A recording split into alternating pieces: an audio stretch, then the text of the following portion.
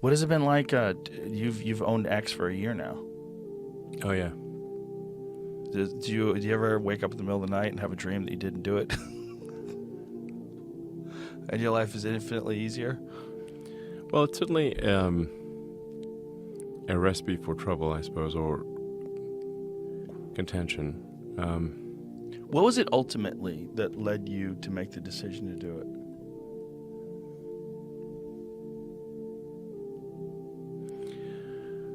I mean, this is going to sound somewhat melodramatic, but I was worried about that it was having a corrosive effect on civilization.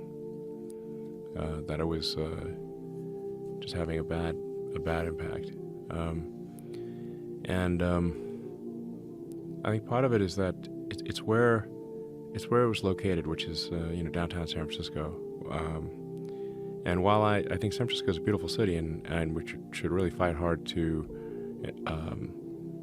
kind of right the ship of San Francisco, if you've walked around downtown San Francisco, right near the FK Twitter headquarters, it's a zombie apocalypse. I mean, it's rough. Have you been in that area? Not lately. No. Yeah. I've heard. It's crazy. I've heard it's crazy. I've heard you really can't believe it until you actually go there. You can't believe it until you go there. So now you have to say, well, what philosophy led to that outcome? And that philosophy was being piped to Earth. So, a philosophy that would be ordinarily quite niche and geographically constrained, so that the fallout area would be limited, was effectively given an information weapon, information technology weapon to propagate what is essentially a mind virus to the rest of Earth. And the outcome of that mind virus is very clear if you walk around the streets of downtown San Francisco. It is the end of civilization. And it's not just propagating the mind virus, but suppressing any opposing viewpoints. Yes. Well, in order for the virus to propagate, it must suppress opposing viewpoints. So. Because it doesn't stand up to scrutiny. Correct. Yeah. I mean, you've felt the virus. Yeah. Know? Yeah. People have tried to cancel you so many times. Yeah, it's fascinating. Yeah. I don't think you're melodramatic at all. I think it's I mean, I don't want to be melodramatic, but it's almost like a death cult. It's a death cult. No, that is exactly right. It's essentially the extinctionists. Like, it's in the limit. It is that they're propagating the extinction of humanity and civilization. And there's some people who are like most of the time it's implicit. They don't but sometimes it's explicit. Like, there was a guy on the front page of the New York Times who literally has the thing called the extinctionist movement, and he was quoted on the front page of the New York Times as saying, "There are 8 billion people in the world, but it would be better if there were none." And I'm like, well, buddy, you can start with yourself. Yeah.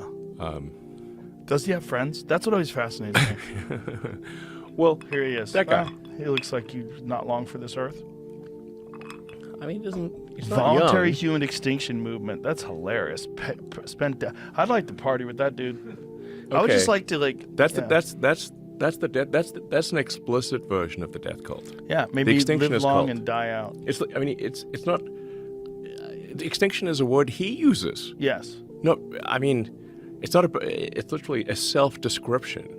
Do they cover him death glowingly? cult was in charge of social media. Yeah. And still largely is at Google and Facebook, by the way. Yeah. So Yeah. I'm like, I'm not in favor of human extinction. They are, and they can go to hell. Well, that guy is. Yeah, he can go to hell. That guy seems silly. I well, would like to hang it's- out with him, though. I would like to find out what makes him tick. I bet that guy is fascinating. Well, If you get him alone for a few days, I mean, and I'm in dig favor of. I mean, I'm pro-environment, but the in the limit, if you take environmentalism to an extreme, you start to view humanity as a plague on the surface of the earth, like a mold or something. Right. But this is actually false. The Earth could take probably 10 times the current civilization. The population you could 10x the population without destroying the rainforest. So the environmental movement, and I'm an environmentalist, has gone too far. they've gone way too far. You know, if you start thinking that humans are bad, then the natural conclusion is humans should die out. Now, I'm headed to an international sort of AI safety conference later tonight, leaving in about 3 hours. I'm going to meet with the British Prime Minister, a number of other people. So you have to say, like, how could AI go wrong? Well, if AI gets programmed by the extinctionists, its utility function will be the extinction of humanity. Yeah, clearly. Yeah. Yeah, I mean, particularly if... They won't even think it's bad, like that guy. Right. Yeah. If you let It's AI... messed up. There's a lot of decisions that AI would make that would be very similar to eugenics. I mean, there would be some radical changes in what people are allowed to and not allowed to do that allow them to survive that may be detrimental in terms of like pollution and things like that, but it may be the only solution they have in their area. I mean, maybe AI would come up with some sort of a different structure in terms of how they get power and resources, but... There's no shortage of power.